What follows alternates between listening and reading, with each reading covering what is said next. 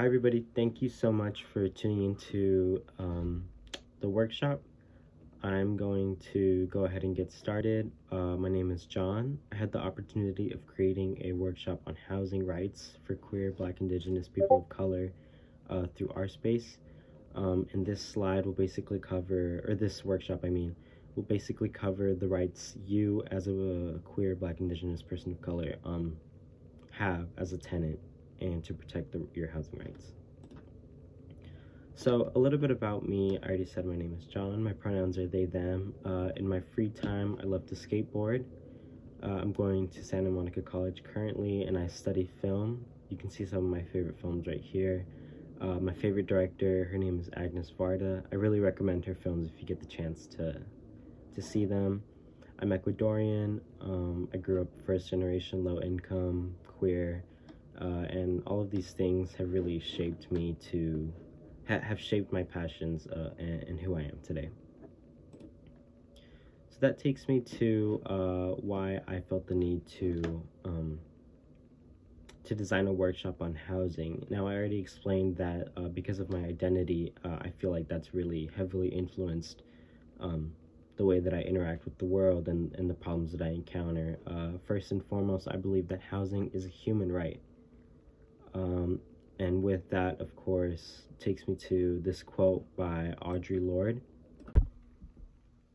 There is no such thing as single issue struggle because we do not live single issue lives. The reason I included this quote was because I feel a lot of the times that things that make us who we are, our race, our gender identity, our sexuality, they exacerbate these already complex issues such as housing. So it's important to make sure that whenever we do talk about housing, we make sure Black, Indigenous, queer folks are included in the conversation. That brings me to my next slide. America has a history of doing everything with its power to keep neighborhoods racially homogenous. So what that means is there's a lot of effort in the form of legislation to keep neighborhoods white.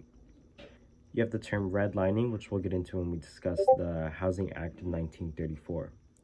Essentially, predominantly Black and brown neighborhoods were redlined, which basically means that banks were given the green light to deny them loans. You can see in the picture, there are certain sections where they're highlighted red.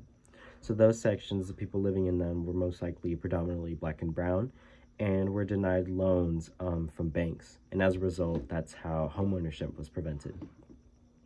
When we look at our GI Bill, the GI Bill promised World War II vets loans to buy houses, to establish businesses, farms. However, African American vets were discriminated against in the process of buying a home. So the GI Bill and the Housing Act of 1934 contributed to the segregating of neighborhoods. Then when we look at the Fair Housing Act, which tries to combat this racial discrimination when in the process of purchasing a home by outlawing blatant discrimination based on race, colors, religion, sex, or national origin, we see that despite the Fair Housing Act trying to combat this issue, it didn't give the power to file lawsuits or take definitive legal action. So we see this trend of harmful legislation that leads to segregation, and then legislation that tries to address this problem. However, we see with the Fair Housing Act that even though it tries to combat this issue, it doesn't fully address it and instead sort of dances around the problem. Now that we have a little context on national housing legislation, I'm going to focus on legislation at a local level.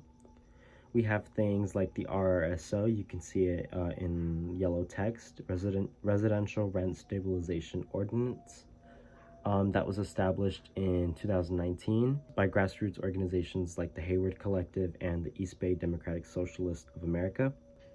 Hayward originally had an RRSO in 1983, or since it's been unaltered since 1983, that wasn't really serving the community the way it should have.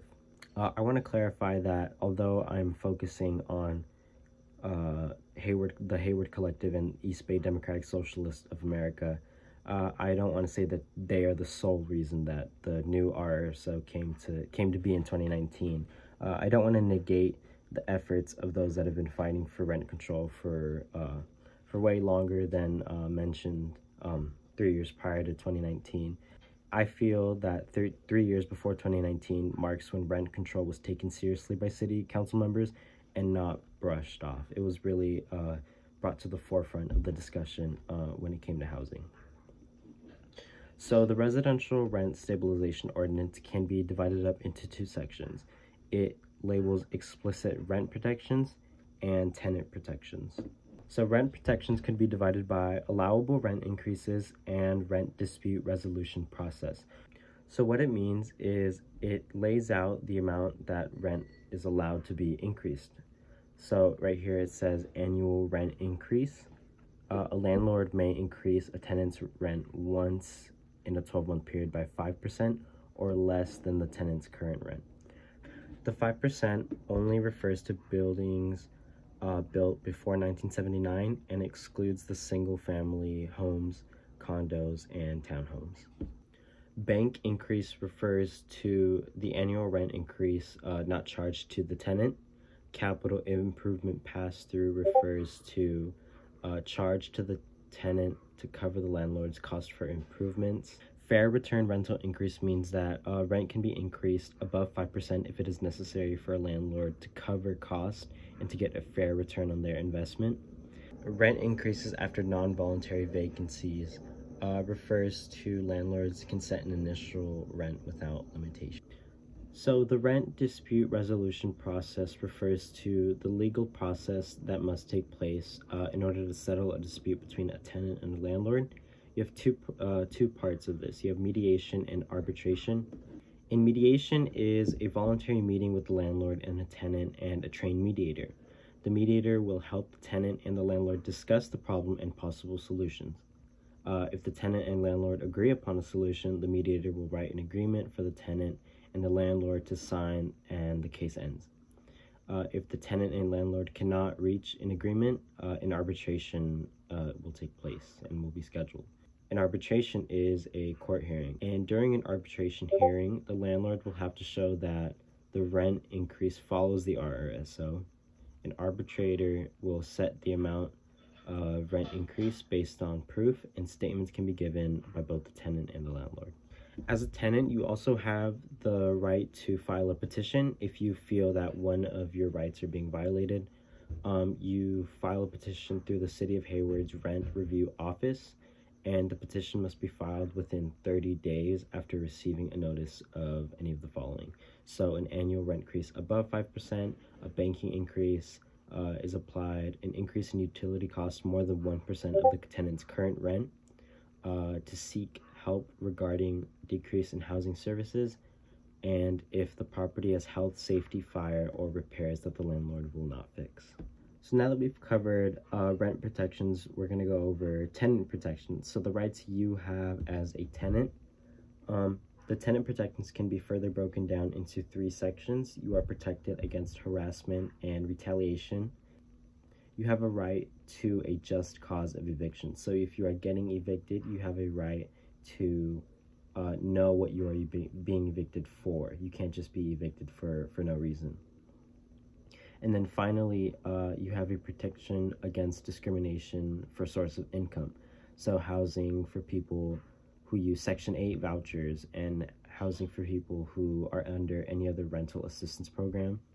The landlord must include your rental assistance program or any other voucher that you're using when calculating whether you can pay rent or not.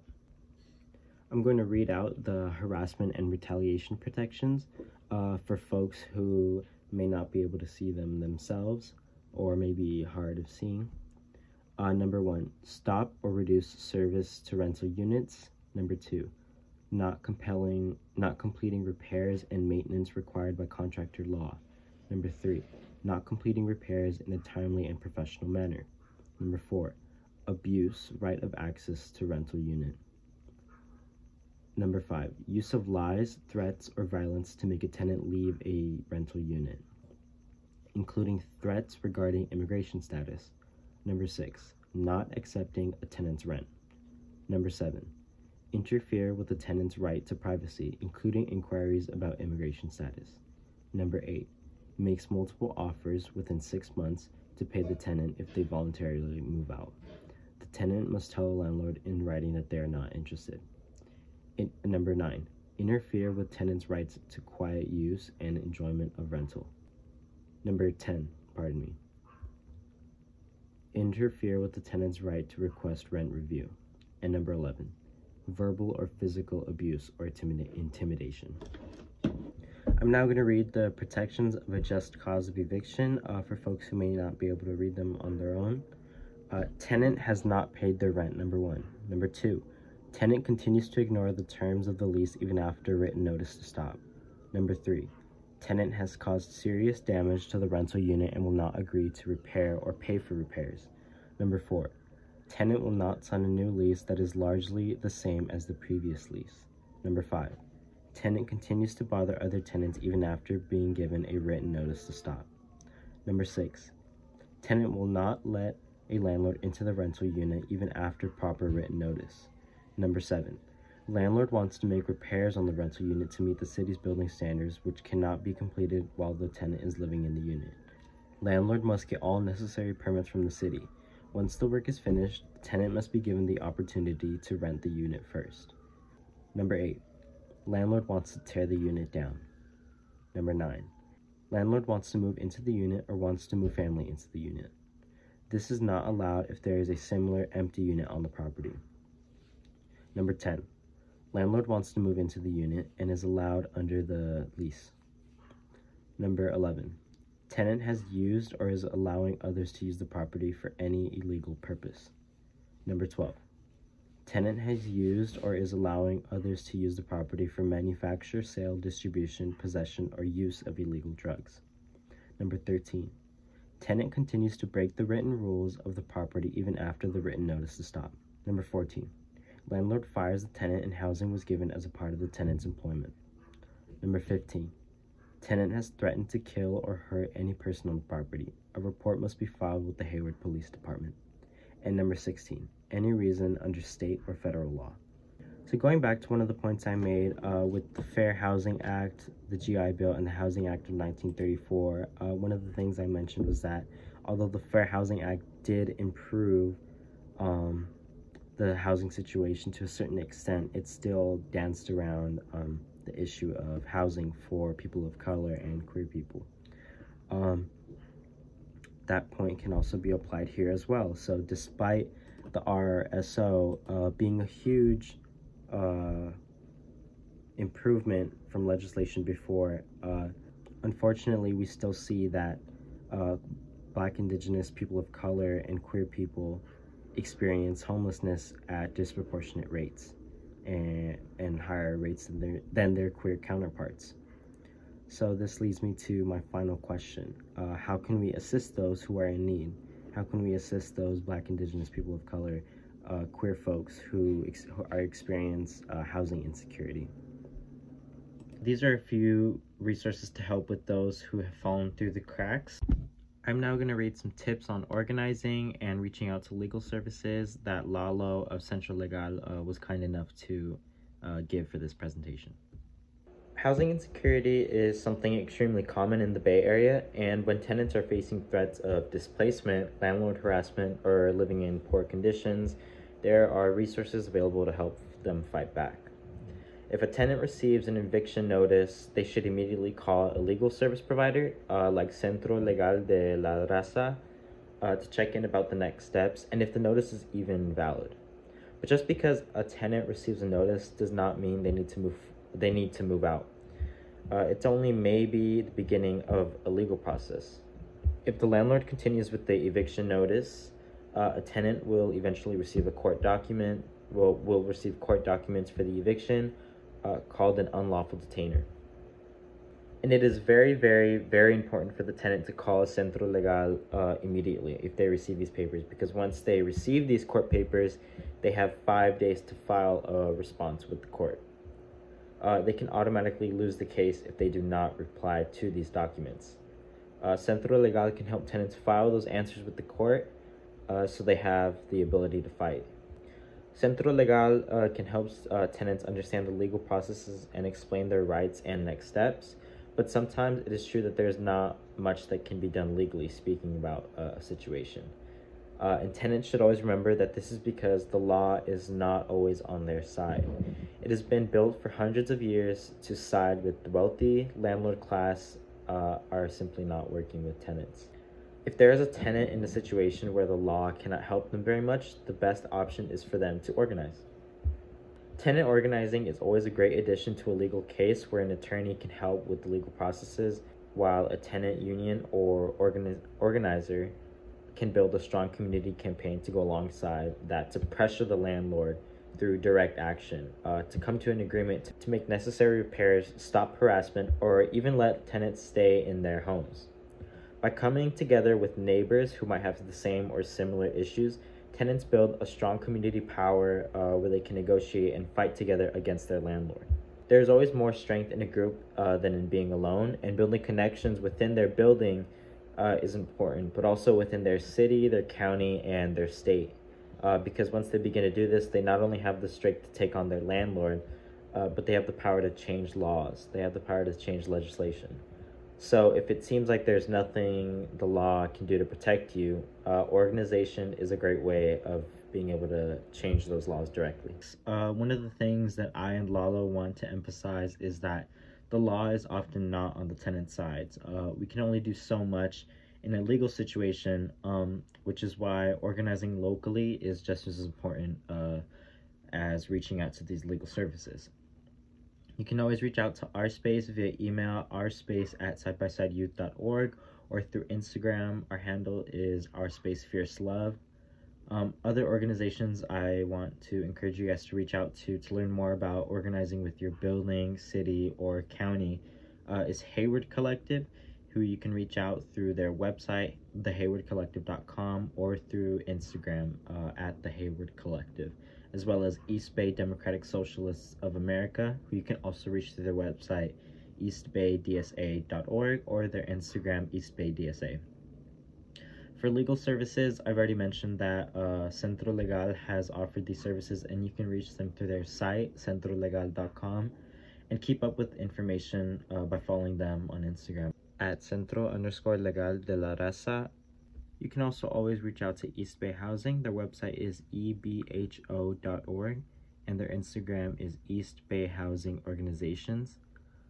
They also deal with the legalities of those who experience housing insecurity. To close, I just want to say I hope the information we provided serves to be useful to you guys. If you guys don't already follow Our Space on Instagram, I suggest you do so just to keep up with any other events we host for queer and trans BIPOC.